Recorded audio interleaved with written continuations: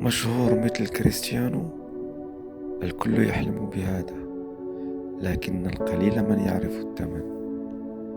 لو كنت مكانه، هل تقبل بهذا كل يوم؟ أنا لا أقدم جوابا، فقط أتساءل. لو كنت مكانه، هل كنت ستقبل بهذا؟ خليك في الفيديو وانزل اكتب تعليقك بسرعة وارجع، لأن القادم أهم.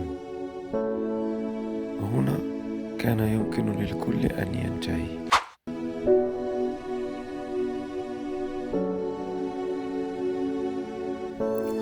إنها لم تكن صورة عادية، بل كانت لقطة أمان. كان من الممكن تركه، لكن ما فعل.